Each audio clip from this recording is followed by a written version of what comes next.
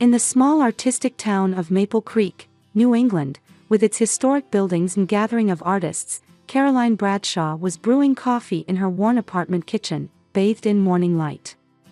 Through the window, she could see the Victorian building in the center of town, with the golden sign of Bradshaw Gallery gleaming in the morning sun on the top floor. Caroline gazed for just a moment at that place, once her family's pride, now a distant entity. "Mom, look! I finished it." Caroline's thoughts were interrupted by her 5-year-old son Noah's energetic voice. In his small hands was a drawing paper with a cat painted in surprisingly delicate strokes. It wasn't just a child's scribble but a picture with remarkable expressiveness that captured even the emotions behind the cat's eyes. "That's wonderful, Noah," Caroline smiled, gently stroking her son's brown curls. "This cat looks so alive. It's the same one from the park." "Its eyes looked sad," he said. Caroline was amazed at her son's observational skills while also seeing herself in his words. She too had an eye for discerning emotions behind surfaces. That talent was now being put to use in her job, teaching children's art classes at the local community art center. The walls of her modest but clean apartment were adorned with landscapes and abstract paintings Caroline had created. Her work was also being displayed in small local cafes and restaurants, gradually gaining recognition. However, this was far from the success her parents had once expected of her. "Now, after breakfast, we're going to my class today," Caroline said as she placed cereal and a banana in front of Noah. "We have a special guest today. Louise, a famous potter in town." "Yay!" Noah's eyes sparkled. "Can I make something with clay?" "Yes, of course," Caroline answered. "You can let your imagination run wild." Imagination. That was what her parents, Richard and Eleanor Bradshaw, had always tried to push aside in favor of practical business sense. They ran the oldest and most prestigious art gallery in town. But for them, art was merely a commodity, an investment, and a symbol of social status. Richard carried the pride of a generations-old distinguished family, known for his cool judgment and unwavering decisiveness. Eleanor was a central figure in the town's charitable activities, outwardly warm and sociable, but beneath her elegant appearance, she possessed a will of steel and strict moral standards. And Caroline's sister Victoria was always the perfect daughter.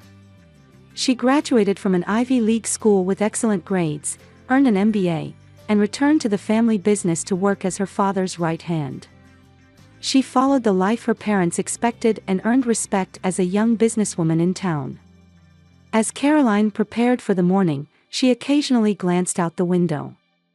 Today was Friday, there would be a special exhibition at the gallery this weekend. She used to be involved in such preparations. Especially during high school, her artistic talent was recognized by teachers, and she won several local young artist competitions. But her parents categorized her talent as a hobby and expected her to enter the business world in the future.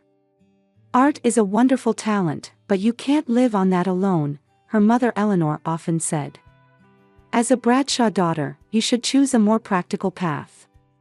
As Caroline buttoned her son's uniform, she remembered herself at 17. The days she spent painting alone in the art room until late at night. And the day she met him, a senior in the art club who also struggled between his family's expectations and his own passion. They became each other's confidants and eventually fell in love. But that relationship turned into one night's mistake, and her life changed completely. When the pregnancy test showed positive, she was only 17. It took weeks to find the courage to tell her parents, but the result was far more violent than she had anticipated. "Mom, let's go." Noah's voice interrupted her thoughts. He had already put on his backpack and was waiting by the door. "Yes, let's go." Caroline shook off the memories of the past and put on a smile. Before leaving the apartment, she checked her appearance in the small mirror by the entrance. Brown curly hair, greenish blue eyes, a slightly tired expression. She took a deep breath and straightened her shoulders. Now she had no time to lament the past. She could only move forward, for Noah's future. On the way to the art center, her cell phone rang. Looking at the screen, she saw a name that hadn't rung for 5 years. Victoria. Caroline stared at the phone, feeling her chest tighten. Contact after 5 years. What had happened? After a moment's hesitation, she answered. Caroline, it's me. I want to talk to you. Her sister's voice sounded a bit tense. Caroline caught her breath. Has something happened? I want to talk to you in person. Please. Caroline remained silent for a long time. Noah held her hand, looking up curiously. All right, she finally answered. When? Tomorrow, if that's okay with you. Caroline gazed at the town center. On this Friday morning, the flag of the Bradshaw Gallery was fluttering in the breeze. All right. After hanging up, Caroline exhaled deeply. She felt the new life she had built over 5 years begin to waver with one phone call. She gripped Noah's hand tightly and began walking forward. At 17, Caroline had locked herself in a school bathroom stall, staring at the pregnancy test with trembling hands. 2 lines clearly appeared. The same result for the 3rd test. She took a deep breath and closed her eyes. After school, she returned home later than usual. The Bradshaw mansion stood with dignity in the twilight. As Caroline passed through the gate, she felt her heartbeat echoing in her ears. As she entered the entrance hall, her mother Eleanor's voice came from somewhere. Caroline? You're quite late. In the living room were her parents and sister Victoria. Her father Richard was reading a newspaper, and her mother was reviewing some committee documents. Victoria had her laptop open, working on college assignments. It was like a snapshot of a perfect family portrait. I'm sorry, I was finishing a piece in the art room, Caroline lied. In reality, she had been sitting alone on a bench in a park near the school for hours. I kept dinner warm for you, her mother said. Wash your hands first. Caroline put her bag on the floor and clenched her fists. I have something to tell you, she said in a voice smaller than she had intended. What is it? Her mother replied without looking up from her papers. It's important. Her tone finally made both parents look up. Victoria also looked away from her laptop out of curiosity. What is it? Her father asked, setting aside his newspaper. About your grades. Caroline felt her throat go dry. No.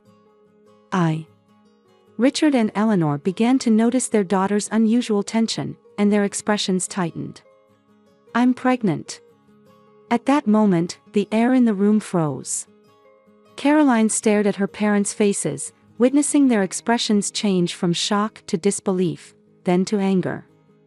What did you say? Richard's voice was low and dangerously quiet. I'm pregnant. I think I'm in my 3rd month, Caroline continued with a trembling voice. With David. That poor boy from the art club. Eleanor's face twisted.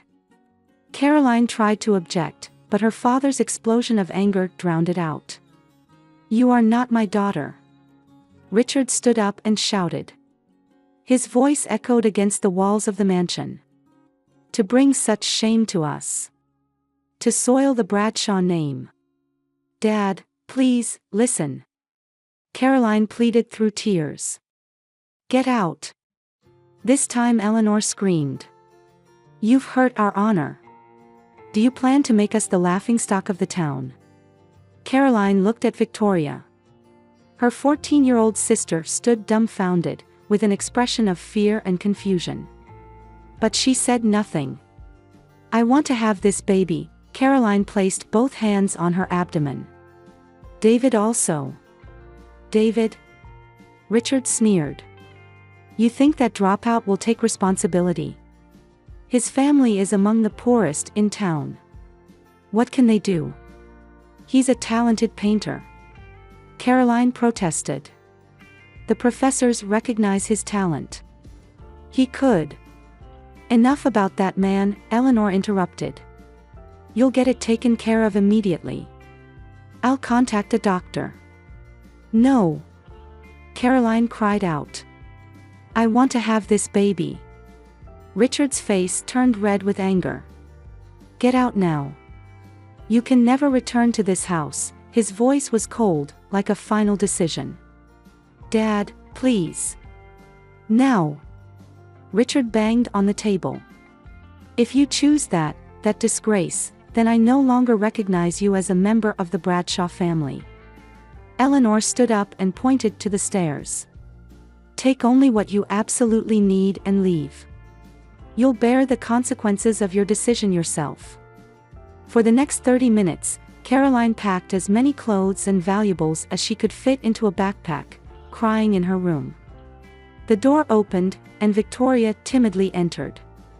Sis, she said in a trembling voice. Vicky, it's okay, Caroline smiled at her sister through tears. You've done nothing wrong. But, where will you go? I don't know, Caroline answered honestly. But I'll be fine, I'll manage somehow. Take this money, Victoria whispered, handing her sister several $100s from her piggy bank. Thank you, Caroline hugged her sister. I love you. Don't forget that. When she descended the stairs, her parents gave her cold looks. Without any farewell words, Caroline walked out the front door of the Bradshaw house. The night's coldness enveloped her, and she began walking down the road, shivering. That night, she contacted David. However, his response was completely different from what she had expected. I can't do this, Caroline, he said over the phone. My father arranged a scholarship for me. I can go to art school in New York next month. I can't throw everything away for a child. But you said you loved me, Caroline's voice was trembling. I'm sorry, his voice conveyed more relief than regret. I really like you, but I'm not ready to be a father. You understand, right? After the call ended, Caroline sat hugging her knees crying in the phone booth. She wandered the town all night and headed to high school in the morning, exhausted. No home, no lover. She had only her baby and a small amount of money. Caroline? In front of the school's art room, Ms. Grace Anderson called out to her in surprise. What are you doing here so early? Are you all right? Caroline looked up at her teacher with a face pale from fatigue and cold. She couldn't say anything, just collapsed in tears. Ms. Grace hugged her and whispered softly, "What happened? What's wrong?" And Caroline told her everything. Her parents' anger, being thrown out, David's betrayal.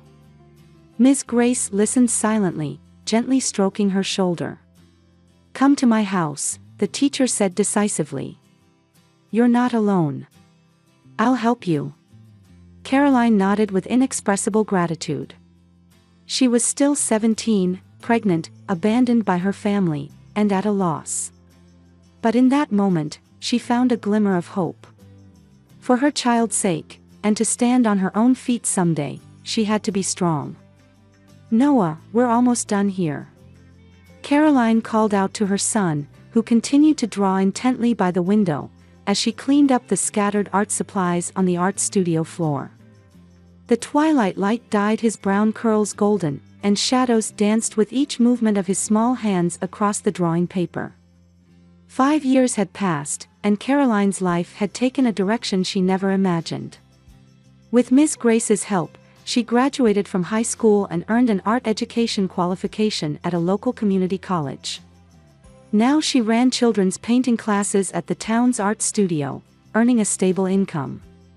Though not luxurious, it was enough for her and Noah's life. Mom, look. Noah happily held up his drawing. This is you and me playing in the park.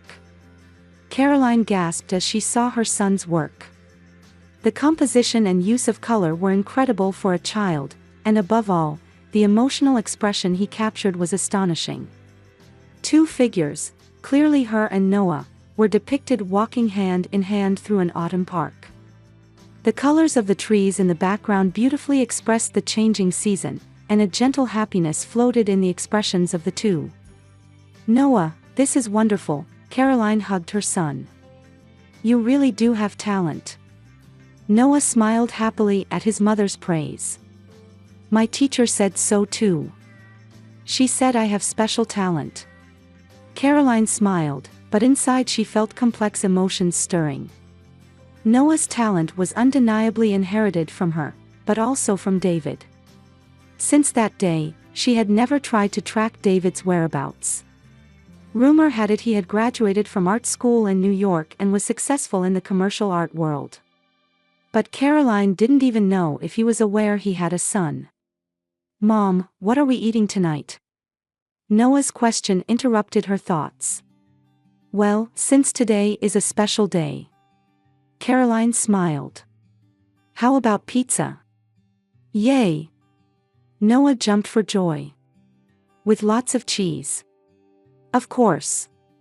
As they locked the studio and began walking through the twilight town, Caroline felt a bit nervous. After the phone call with Victoria, she hadn't slept all night.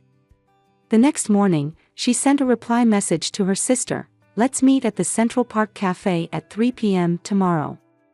Tomorrow. The day she would meet a family member after 5 years. Her heart was heavy, swirling with complex emotions. Back at the apartment, they enjoyed their delivered pizza, talking about the day's events as usual. Noah enthusiastically told about adventures with his classmates, praise from his teacher, and oddly shaped clouds he saw in the park. While Caroline's heart warmed at her son's innocent joy, the thought of tomorrow's meeting wouldn't leave her mind.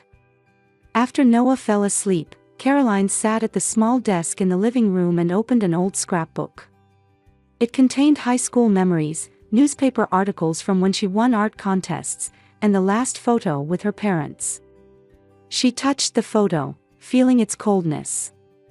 The next afternoon, Caroline dropped Noah off at the studio's children's program earlier than usual and headed to Central Park alone. Sitting at a cafe terrace table, nervously stirring her coffee, a familiar figure entered her view. Caroline. Victoria looked more mature and refined than 5 years ago. Dressed in a perfect suit, she exuded the Bradshaw family's dignity. But her expression showed anxiety and tension. "Vicky," Caroline stood up, unsure how to react. Should she hug her, or keep the greeting formal? Victoria moved first, lightly embracing her sister. "It's been a while. You look well." "Yes, more or less," Caroline returned to her seat and invited her sister to join. "You've really grown up too." For a while, the two spent time on superficial topics like the weather and changes in town. Eventually, Victoria took a deep breath and got to the point. "I'm getting married next month." "Congratulations," Caroline said sincerely. "Who's the lucky man?" "James Harrington. He's the son of one of Dad's friends." Victoria smiled a bit shyly. "We first met through our parents, but he's really a wonderful person." Seeing her sister's happy face, Caroline felt relief rather than envy. "That's wonderful." "Caroline," Victoria's expression turned serious. "I want you to come to the wedding." Caroline put down her coffee cup, unable to hide her surprise. "Me? But your parents?" "Our parents want to reconcile too," Victoria said. "Especially since Dad recently fell ill." "Richard?" Caroline found it strange to say her father's name. For 5 years, she had tried not to think about her parents. "Yes, his heart hasn't been well since last year," Victoria explained worriedly. "The doctors say he should reduce his workload and stress, but Dad is as stubborn as ever." Caroline was hit with complex emotions. Anger and hatred toward the father who had once rejected her, and at the same time, somewhere deep inside, concern due to their blood connection. Also, James's family is well known in town. Victoria continued reluctantly. They expect a wedding with the entire family present. So you're calling me to keep up appearances? Caroline's voice betrayed a slight bitterness. No. Victoria quickly objected. It's what I want. You're my sister. I don't want to celebrate my best day without you. Caroline looked out the window. In the park, children were playing, couples walking, dogs running around. Ordinary everyday scenes. The new life she had built with her son. What about Noah? She asked. Victoria hesitated slightly. Of course, he's welcome too. I'd like to meet my nephew. Caroline considered what effect bringing her parents back into her life sphere would have on Noah. He had asked about his grandparents before, but she always vaguely answered, they live far away. Let me think about it, Caroline finally said. It's not an easy decision. Victoria showed understanding. Of course. But I'd appreciate it if you could let me know as soon as possible. As they parted, Victoria handed Caroline an envelope. The wedding invitation. And something else, our parents asked me to give you. Caroline took the second envelope, feeling its weight. What's this? I don't know, Victoria answered honestly. They just asked me to give it to you directly. Back at the apartment, after Noah had fallen asleep, Caroline cautiously opened the second envelope. Inside was a check and a short letter. Caroline, this is part of the trust fund you should have received. We can discuss the rest if you wish. Richard Bradshaw. She gasped, seeing the amount of the check. It was more than she would earn in a year. That night, Caroline lay awake thinking. The next morning, she made her decision. Perhaps it was time to heal the wounds of the past, for Noah's sake and her own. She sent Victoria a message, I'll come to the wedding. I'll bring Noah. 3 days later, on Saturday afternoon, the doorbell to Caroline's apartment rang. When she opened it, her parents stood there after 5 years. Richard looked older than before, with more gray hair. Eleanor was still elegantly dressed, but the wrinkles around her eyes had increased. Caroline, Richard's voice didn't possess as much authority as before. Please come in, Caroline invited them, nervous but calm. As they entered the living room, Noah was sitting on the sofa surrounded by art supplies, drawing. He looked up with curious eyes at the unfamiliar visitors. Noah, these are. Caroline hesitated for a moment, then continued, your grandfather and grandmother. The moment Richard and Eleanor looked at Noah, they both froze. Noah was drawing a forest landscape with sunlight shining through the trees after rain. Its technique and color sense possessed a level of completion unimaginable for a 5-year-old. What is this? Richard's voice was trembling. He slowly approached Noah and took the drawing. Eleanor also gasped, staring at the picture over her husband's shoulder. Their expressions mixed surprise with something else, recognition, or perhaps pain from a memory. Richard stared at Caroline, lost for words. Noah, your tie is crooked, Caroline said as she straightened her son's small tuxedo. Are you nervous? Noah shook his head, but his large blue eyes showed anxiety. Will there be lots of grandpas and grandmas? Yes, Caroline smiled. But there's nothing to be afraid of. I'm sure everyone is looking forward to meeting you. Stepping into the grand ballroom of Harrington Plaza Hotel, Caroline gasped. Crystal chandeliers, an altar adorned with fresh flowers, and the town's dignitaries crowded the luxurious space. It was the first time since leaving the Bradshaw house that she felt like she was stepping back into her former world. Caroline. Victoria rushed over in her pure white wedding dress. You came. She hugged her sister tightly, then turned to Noah. So you're Noah. Nice to meet you, I'm Victoria. Noah, though a bit shy, greeted her politely. Congratulations on your wedding. Your dress is beautiful. Victoria laughed happily. Thank you.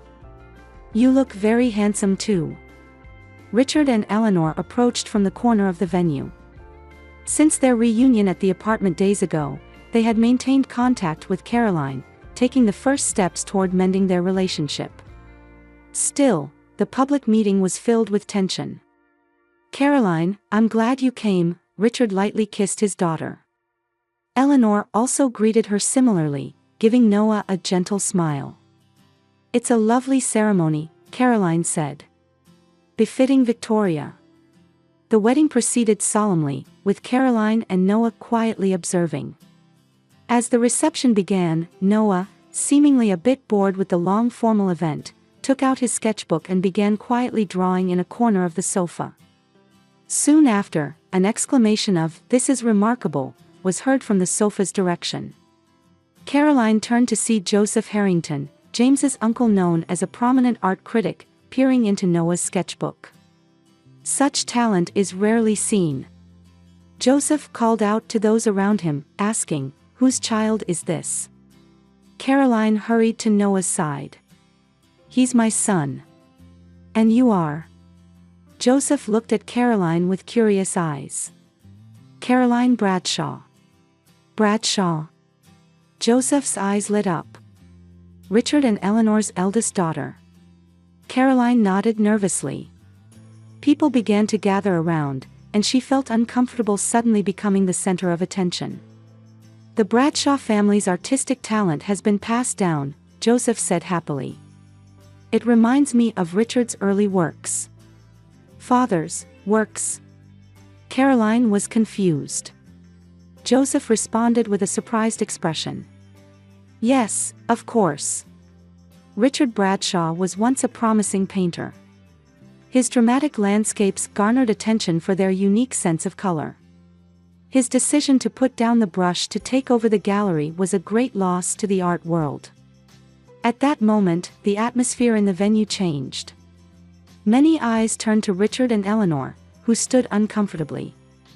"I didn't know," Caroline said softly. Joseph was puzzled. "I thought you knew, especially since you've inherited the artistic talent yourself." The invited guests listened to the conversation with great interest. "About your family's talent?" a woman asked. "Yes," Caroline hesitantly answered. "I teach art. I run children's painting classes at a local art studio." "Is that so?" Joseph's eyebrows raised. "You seem to have considerable talent yourself. But why not at the Bradshaw Gallery?" "That's enough, Joseph," Richard approached and said in a stern tone. "No, I want to know," Caroline turned to face her father. "You were a painter. Then why did you deny my talent?" The venue fell silent, all eyes on Richard. He sighed deeply and looked at his wife. Eleanor's face showed fear and shame. Richard stumbled over his words. "I once had passion. But I learned that in the real world, one cannot live on art alone. So you wanted me to walk the same path." Caroline's voice betrayed sadness rather than anger. "Richard, Eleanor," Joseph said, "why would you treat your daughter and grandson with such wonderful talent?" "That's a private family matter," Eleanor quickly interrupted, grabbing Richard's arm. But it was too late. Whispers began to spread among the guests. "The Bradshaw's eldest daughter disappeared 5 years ago, that child is." "I heard there was a scandal." Caroline grabbed Noah's hand, intending to leave the venue. She didn't want to ruin her sister's special day. But Victoria blocked her path. "Don't go," Victoria grabbed her sister's hand.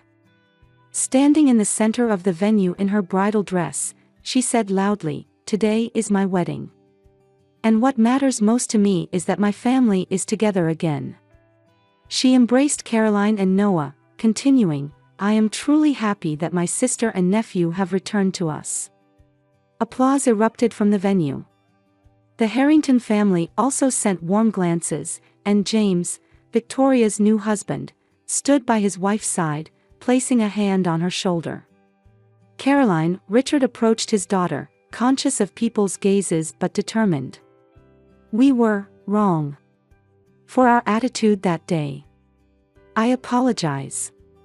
Eleanor also stood beside her husband, gazing at Noah. We want your forgiveness. We want a chance to start over. Caroline regarded her parents calmly and said in a low voice, a simple apology isn't enough. If you truly care about Noah, show it through sincere reflection and action.